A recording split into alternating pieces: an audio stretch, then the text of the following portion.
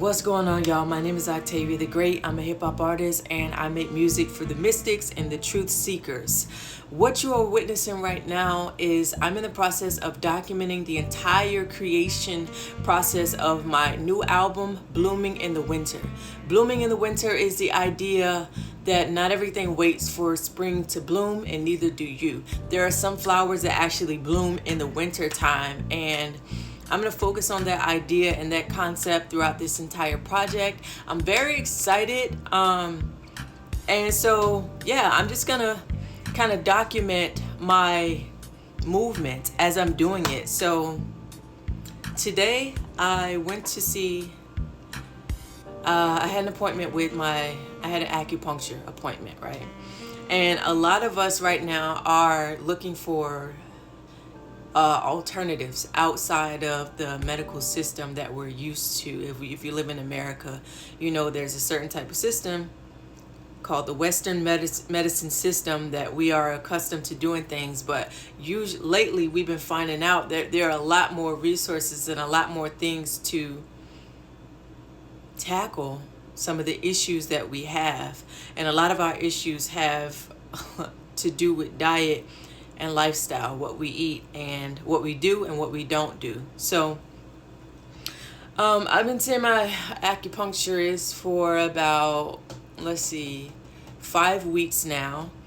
And a little bit about me, a little bit of transparency. My health condition, I have a diagnosis of multiple sclerosis, spinal cord lesions, right around C4, 5, and 6, if I'm remembering correctly, is where they last saw active spinal cord lesions. How it affects me, my right hand is a lot of times gets inflamed, and I notice like when I eat certain things or when I do certain things or when I have certain feelings of being overwhelmed or being extremely stressed, I notice that this hand starts to get inflamed.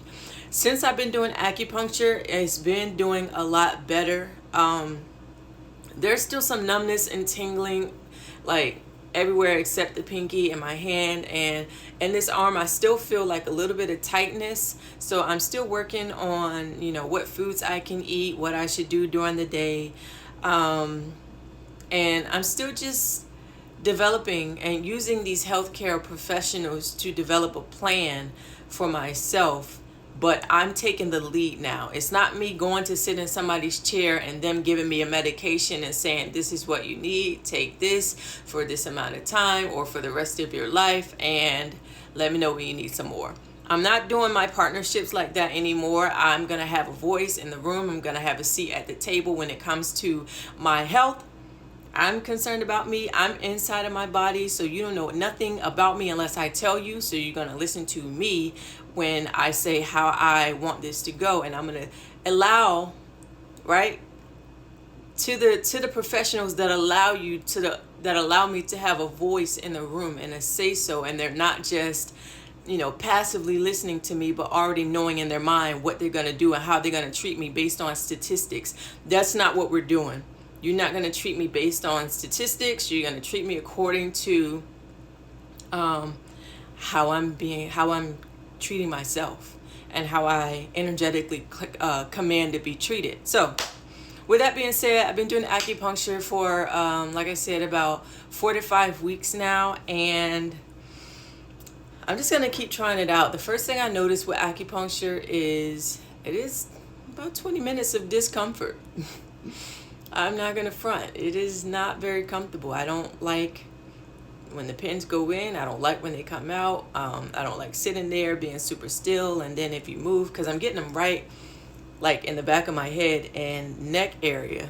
So it's a really uncomfortable thing. But after those 20 minutes, it's a very relaxing, satisfying feeling that I feel. And also I noticed at my last appointment, I noticed that while I was getting acupuncture, some feelings started to come up connected to certain people.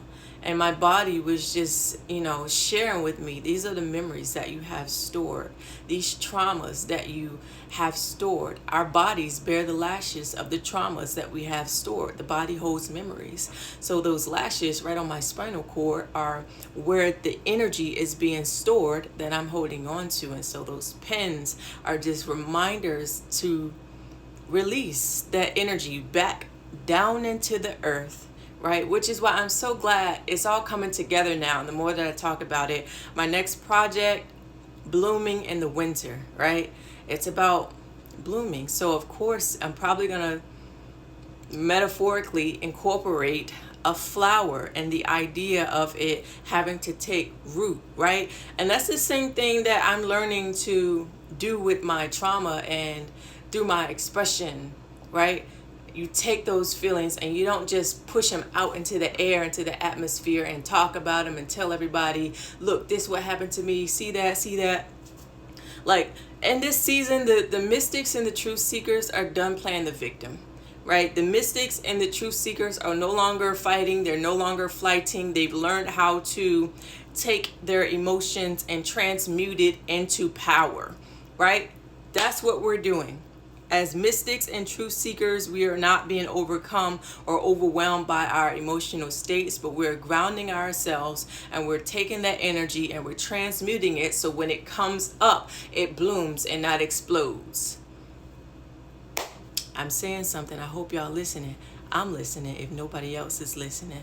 So I'm documenting the process of me creating my album, Blooming in the Winter. You're going to see me talking a lot. You're going to see me creating beats. You might even see me creating some lyrics. You might see me, I'm going to do whatever comes to my heart to do.